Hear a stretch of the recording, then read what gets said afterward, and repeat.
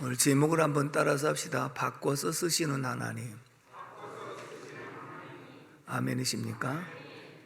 하나님은 우리에게 직분을 주실 때는 거기에 맞는 은혜와 은사를 주시고, 부족한 것은 힘 주시고 바꿔서 사용하시는 하나님이신 줄로 믿습니다.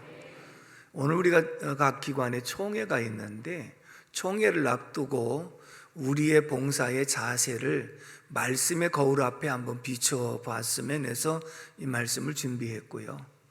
저도 처음에 총각 때 남선교구에 들어가서 구역예배를 드릴 때, 이렇게 구역예배 때마다 돌아가면서 한 사람씩 대표 기도를 했거든요. 몇 달 지나고 나니까 저도 다음 주에 구역예배 대표 기도를 하라고 구역장님이 그렇게 말씀하셔서 저 기도시키면 안 나옵니다. 그랬더니 안 시킬 테니까 걱정 말고 나오라고. 그런데 그 주간은 안 시켰어요. 다음번에 갔는데 찬송 끝나자마자 이 선생 기도하겠습니다. 그리고 다들 엎드려 있으니까 기도를 안 할 수 없잖아요. 기도를 어떻게 했는지 모르게 했거든요. 그게 처음 그런 이제 경험을 했고, 그리고 나서 조금 지나고 나니까요, 나한테 기도를 왜 안 시키나, 기도를 시켰으면 좋겠다 하는 마음으로 바꿔졌어요. 주일학교 교사를 맡아가지고 처음에 기도 대표 순서, 이제 기도 순서가 돌아왔는데, 일주일 내내 기도문을 써가지고요, 달달 외웠어요. 눈 감고도 그냥 저 할 수 있도록. 그래서 가서 눈을 딱 감는 순간에 까마득하게 아무것도 생각이 안 나고 다 잊어버렸어요. 어떻게 횡설수설하고 기도하고 내려왔는지 모르는데, 그런 경험을 하고 나니까 다음번에 안 시키면 섭섭하고 또 기도했으면 좋겠다는 생각이 들면서 믿음이 성장해 왔거든요. 처음에는 누구든지 떨림이 있고 또 때로는 두려움도 분명히 있습니다. 그러나 그런 일들을 거치면서 우리의 믿음이 성장하는 줄로 믿습니다. 내게 봉사의 직분을 감당하다 보면 그것이 나로 하여금 믿음을 성장하게 하고 내 인격을 더 성숙하게 만드는 것이기 때문에 우리에게 반드시 유익이 있는 줄로 믿습니다. 그렇다면 오늘 이 말씀을 통해서 하나님이 어떤 분이시며 우리가 왜 어떻게 섬겨야 될 것인가 하는 것을 함께 생각해 보려고 합니다. 먼저 첫 번째 8절에서 9절 말씀을 다 같이 읽어봅니다. 8절 시작.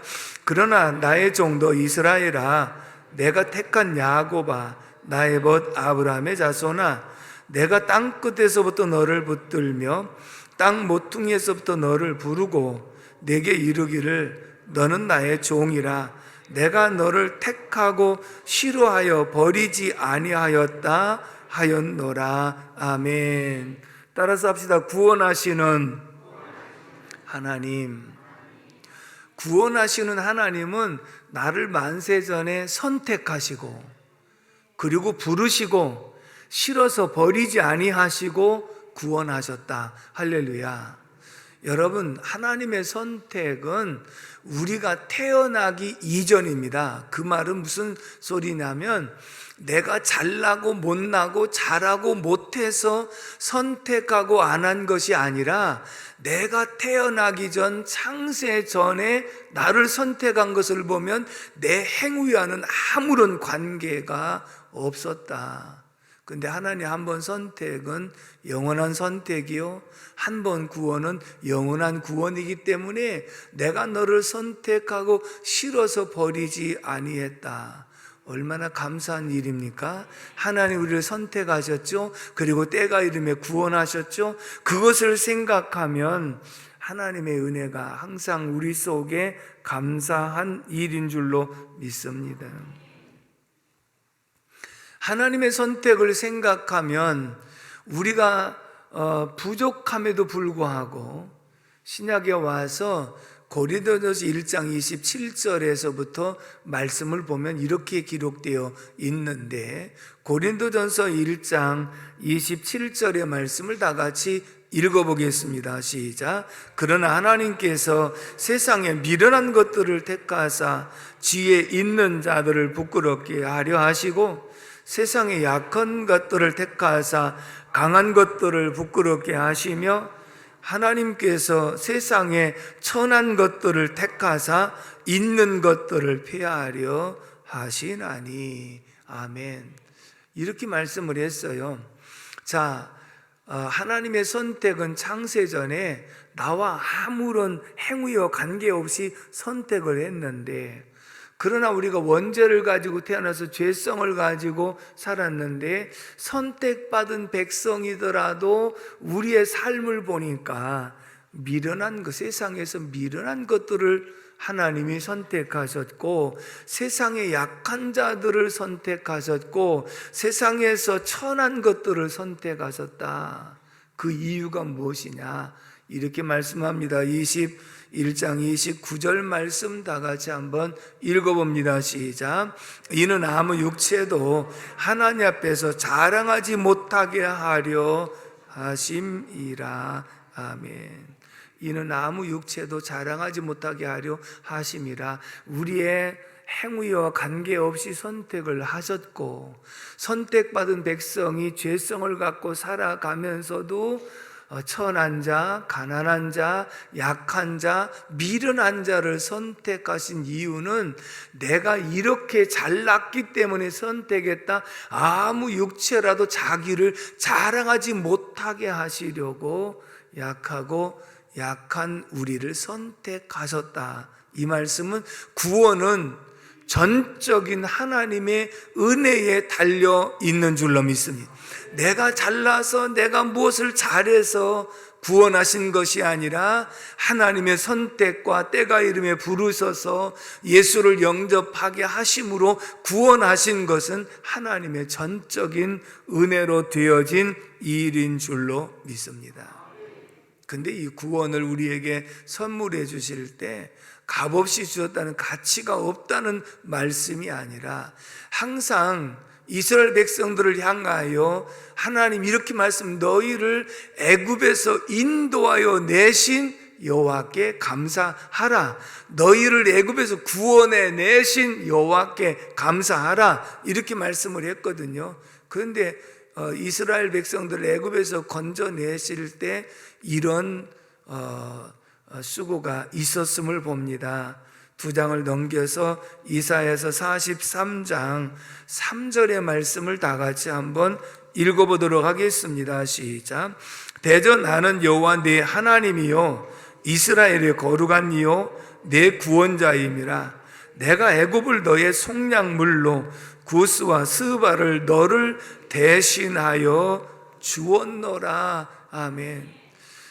우리가 이스라엘 백성들이 구원을 받았지만 그냥 된 것이 아니라 이 너희들을 구원하기 위해서 애굽 사람들을 홍해에 희생을 시켰고 광야에 나와서 너의 길을 막는 구스와 스바 사람들을 속량물로 주어서 너희를 오늘 건져내셨다. 아멘이십니까? 값없이 우리에게 주셨다고 해서 값이 없었던 것이 아니라 핏값을 주고 너희들을 건져내었다. 그렇다면 오늘 우리들이 구원받은 것은 점없고 흠없는 어린 양 같은 예수 그리스도의 보배로운 피로 우리를 구원해 내신 줄로 믿습니다. 그렇다고 한다면 이 말씀을 주시는 목적이 무엇이냐? 나 같은 죄인 구원해 주신 거 감사합니다. 내 삶의 모습을 돌아볼 때 구원받을 만한 자격이 하나도 있었던 것이 아니었습니다. 그럼에도 불구하고 어린 양 예수 그리스도의 희생을 통하여 내가 죄사함 받고 구원함을 얻어 하나님의 자녀가 된 것은 전적인 하나님의 은혜였습니다. 그렇다면 우리 속에 내게 구원의 은총을 베풀어 주신 것 감사한데 뭐라도 보답을 해야 되지 않겠습니까? 라고 하는 마음을 가지고 살아가는 것이 봉사의 시작이 되는 줄로 믿습니다.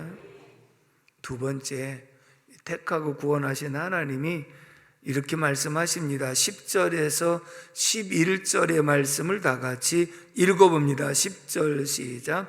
두려워하지 말라, 내가 너와 함께 함이라. 놀라지 말라, 나는 네 하나님이 됨이라. 내가 너를 굳세게 하리라. 참으로 너를 도와주리라. 참으로 나의 의로운 오른손으로 너를 붙들리라.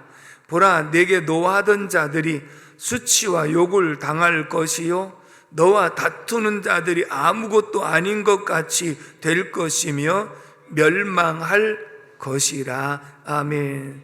따라서 합시다. 구원하신 백성을 도우시는 하나님. 구원만 내놓고 내버려 두신 하나님이 아니라 구원하신 하나님의 백성들을 하나님은 도우신다. 너희가 두려워하지 말라, 내가 너와 함께한다. 놀라지 말라, 나는 내 하나님이 된다. 내가 참으로 너를 도와줄 것이며 참으로 내가 의로운 오른손으로 너를 붙들어 줄 것이다. 하나님의 도우심을 분명히 약속하고 계신 줄로 믿습니다. 여러분, 엄마들이 아이를 출산할 때 그 산고의 고통은 안 해본 사람들은 정말 모른다고 하지 않습니까? 그러면 산고의 고통 가운데 출산을 하면 이제 세상에 사람 난 아이의 기쁨을 통해서 그 산고를 잊어버린다고 성경도 말씀을 하고 있는데, 내가 너를 힘들게 낳았으니 이제는 네 마음대로 네가 혼자 크든지 알아서 해라, 이렇게 말하는 엄마가 지구상에 단 한 사람도 없습니다. 산고를 통해서 낳은 아이를 진자리 마른 자리 갈아 뉘고, 그리고 때가 되면 울면 먹을 것 주고 기저귀 갈아주고 그러면서 양육을 하는 것이 인지상정인 줄로 믿습니다. 우리 하나님이 희생의 값을 통하여 우리를 구원해 내시고 이제 너희들 마음대로 살아라, 그렇게 말씀하신 것이 아니라 구원받은 백성들에게 말씀하시기를 너희가 세상 사람 두려워하지 말라, 내가 항상 너희와 함께 할 것이다. 그리고 내가 항상 의로운 오른손으로 너를 붙들어 줄 것이다. 그래서 이렇게 말씀하시면서 내가 노하던 자들이 수치와 욕을 당할 것이고 너와 다투는 자들이 아무것도 아닌 것 같이 될 것이다. 너희가 지금 포로 생활로 지금 있지만 결국은 너희들을 포로로 잡아온 사람들을 내가 아무것도 아닌 것 같이 되게 할 것이고 너의 수치를 분명히 회복시켜 줄 것이다 라고 도우시는 하나님이 그렇게 말씀을 분명하게 하고 있는 줄로 믿습니다. 사랑하는 성도 여러분, 오늘 우리가 구원을 받았고 구원받은 백성이 오늘 이 자리에 있는 것은 전적인 하나님의 은혜로 구원을 받았고 하나님의 도우심으로 이 자리에 있는 줄로 믿습니다.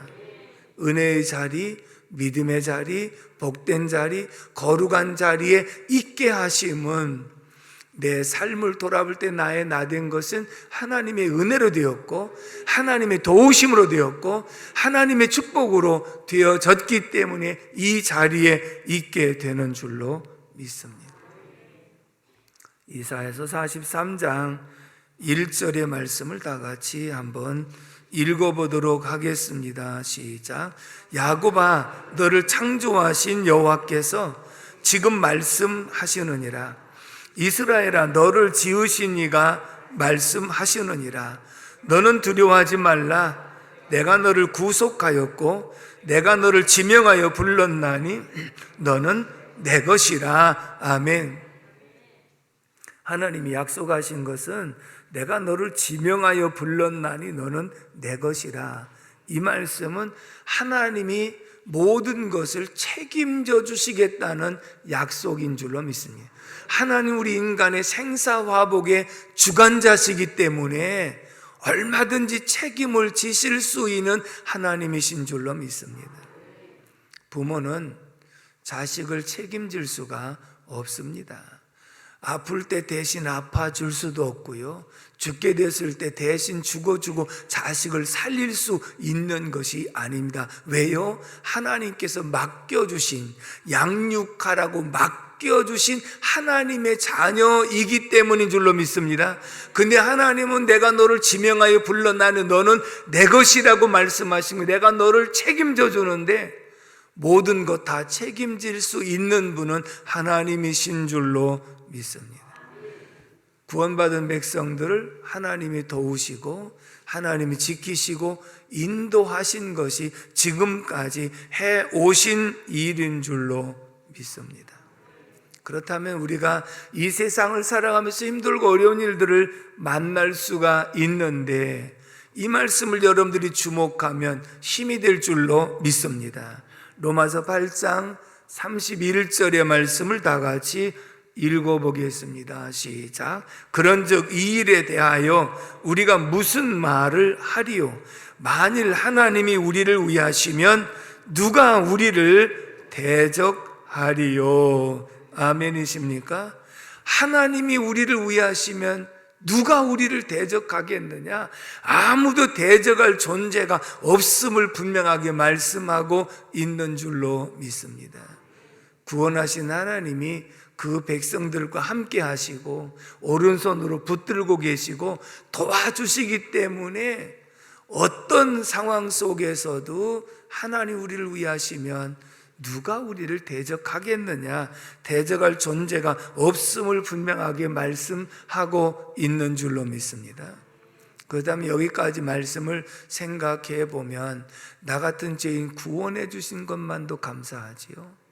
또 지금까지 지켜주신 것이 너무 감사하죠. 오늘 이 자리에 있다는 것이 감사하죠.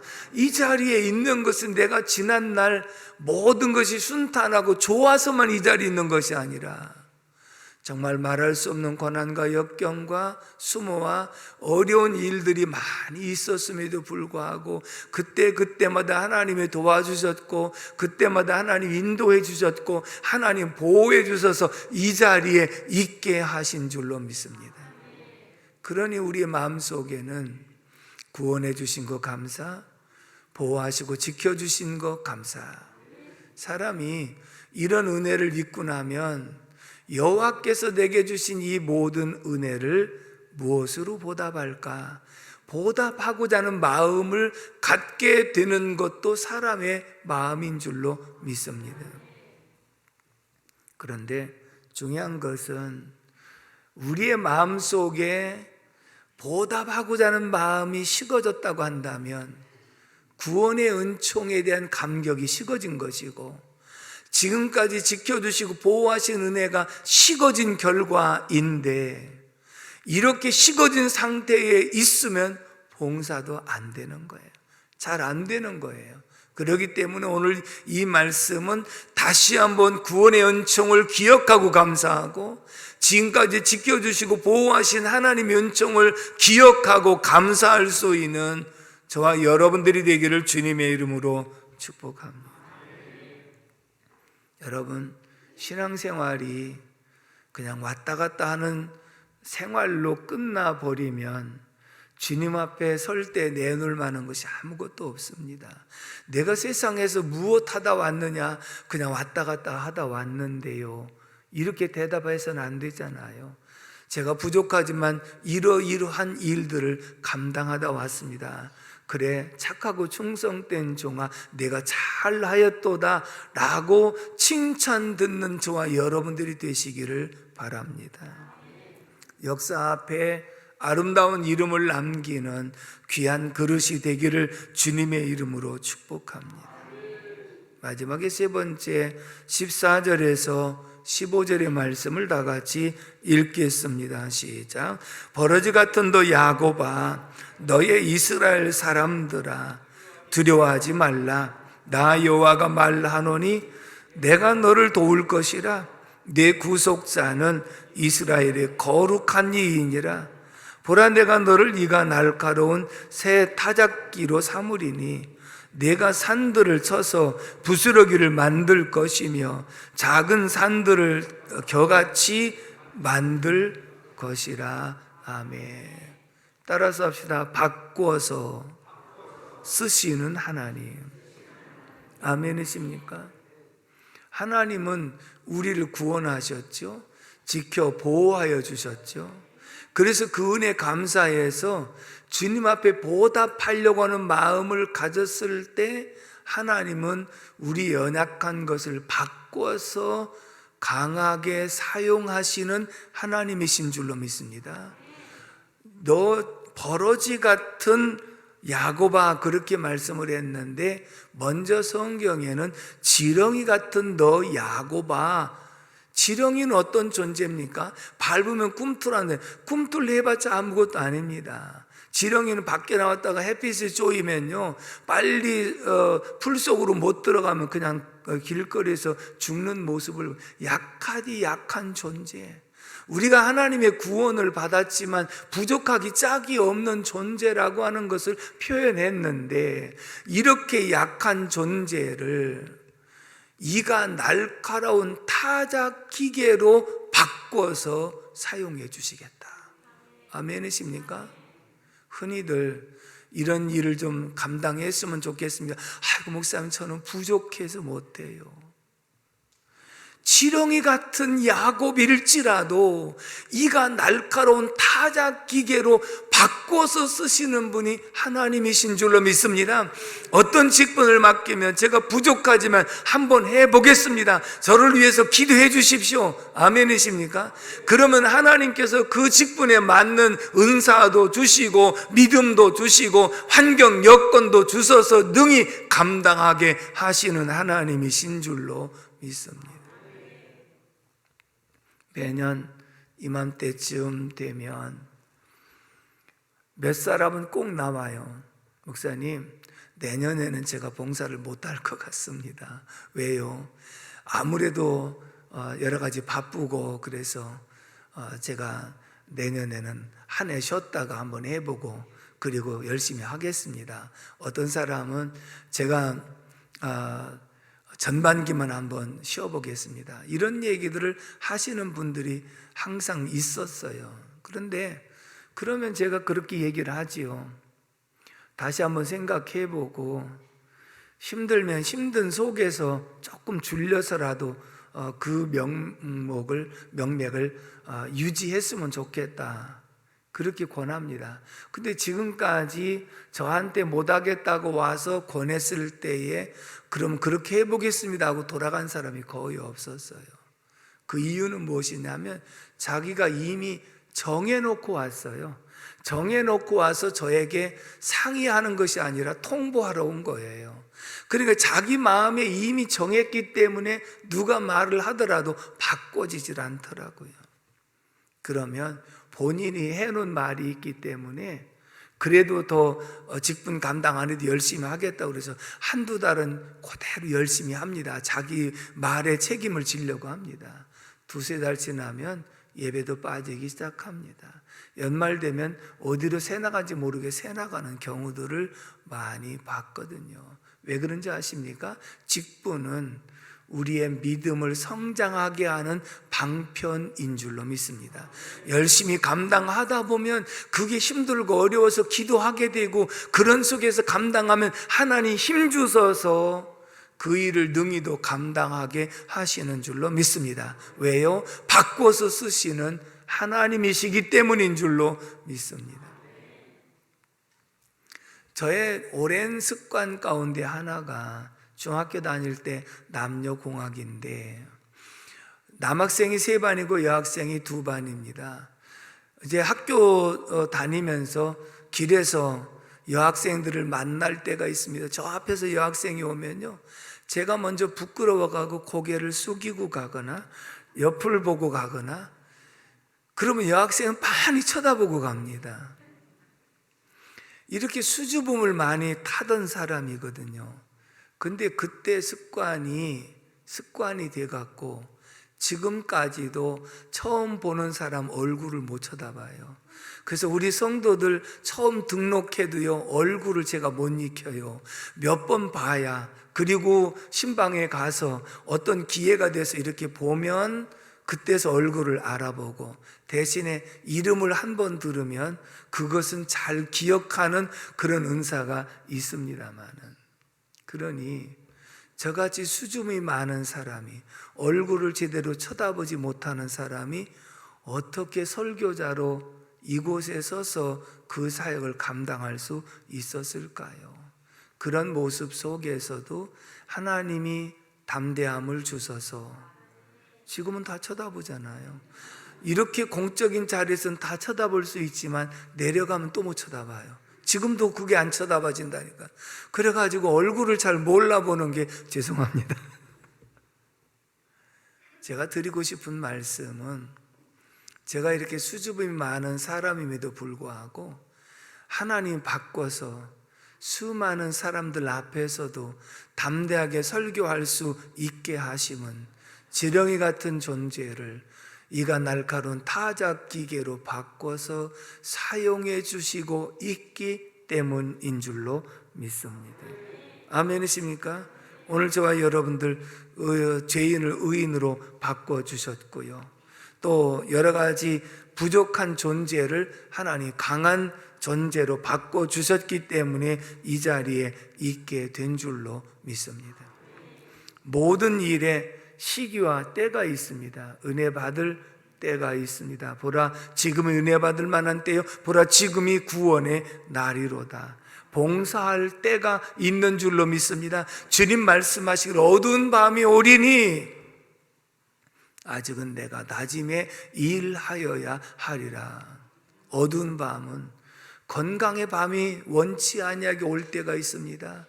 내가 일하고 싶어도 건강이 따라주지 못해서 못할 때가 있습니다. 물질의 밤을 만날 때가 있습니다. 물질이 있을 때 섬기지 못했던 것이 나중에는 섬기고 싶어도 물질이 없어서 섬기지 못하는 경우도 있습니다. 어떤 사람들은 또 봉사할 그런 때를 놓쳐가지고 하고 싶어도 하지 못하는 때가 있다는 것을 알 수가 있거든요.